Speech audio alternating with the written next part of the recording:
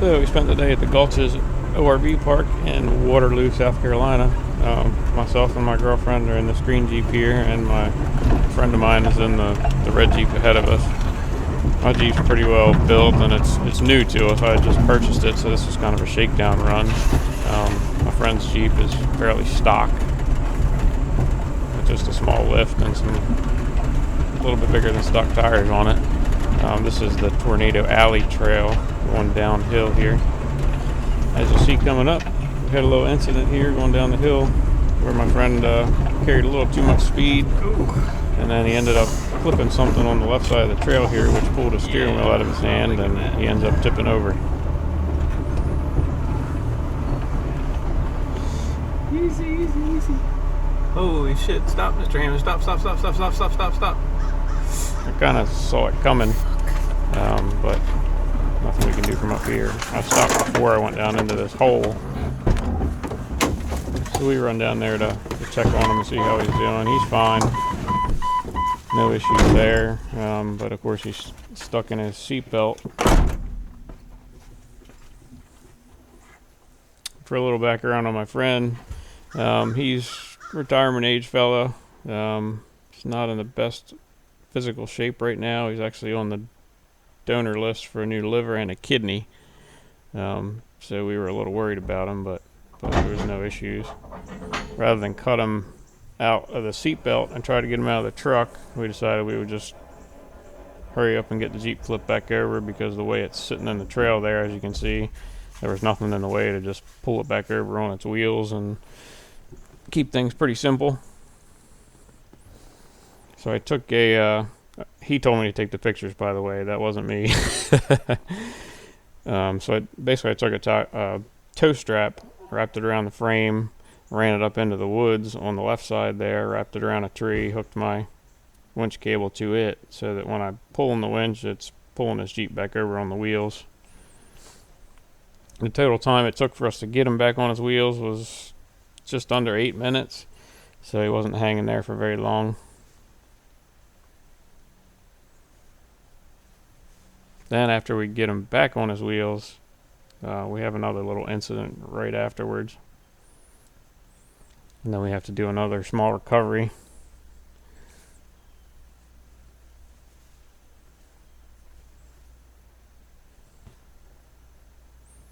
I'm going to apologize in advance for my key in the ignition beeper.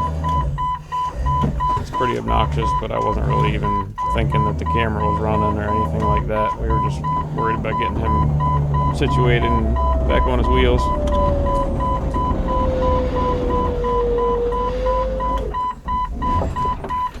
The Jeep pops right back over like we were hoping, and everything was fine. So we wind up the winch cable, and he decided he wanted to drift down the hill rather than try to start the Jeep. That way we could check, make sure there's no oil everywhere, and give the oil a minute to get back in the bottom of the oil pan and all that kind of stuff, to prevent any kind of further damage to anything. So here he goes, and as soon as he starts rolling, he realizes there's a problem. When his Jeep rolled over on the side, his keys fell out of the ignition and landed over on the passenger floorboard, so his steering was locked, and of course he had no power brakes because the truck was running and we had used all the vacuum out of the booster when we set him back up. So he drives right back into the woods over on the right hand side there, just out of view. So I maneuver down this trail. There's a big hole right in front of the Jeep. I don't know if you saw when my girlfriend stepped into it, but it's about 2.5 feet deep, I guess, only on the right side. So I'm trying not to hit this tree on the right side with the hard top. This Jeep has a rough country 6-inch lift, which is a little too tall, and it's pretty tippy. So when it starts to lean over, the suspension lets it lean over even more. So I was trying not to do body damage.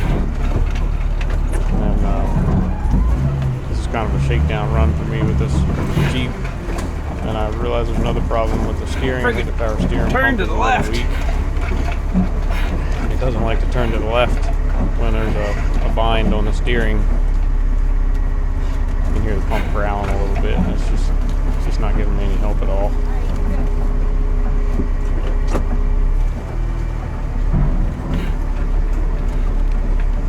lot of these type of trails in the park that are basically just washed out gullies, so you need to watch.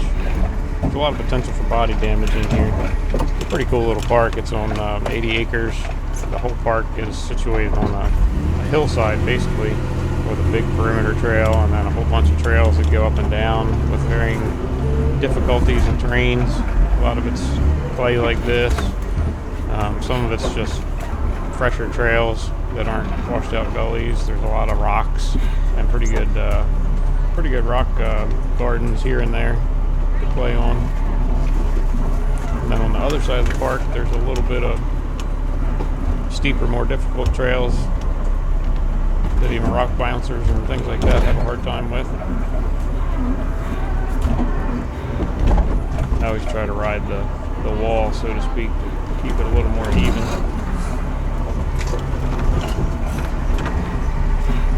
There we are again. And my steering was giving me a hard time again right there.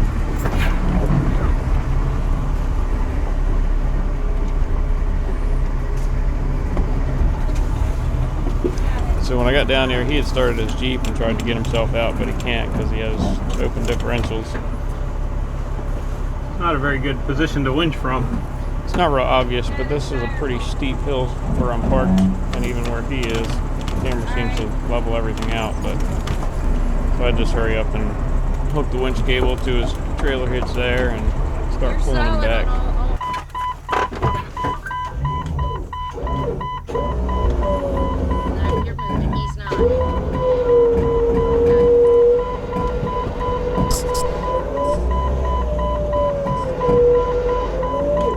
Tell him to straighten his wheel up.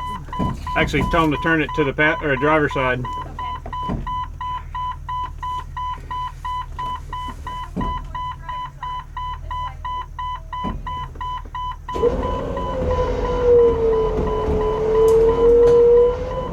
All right, straight back.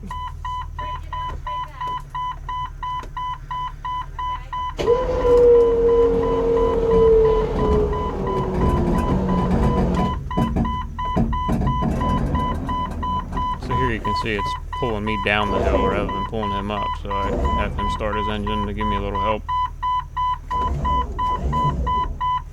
See if he can back up. Just tell him.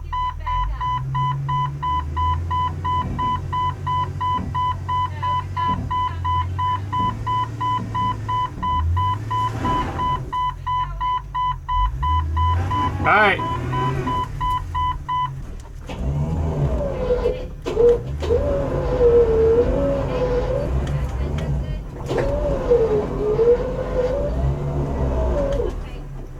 Stop.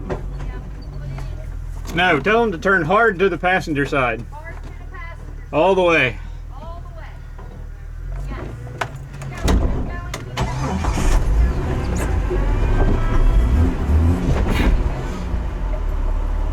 going. And that's that.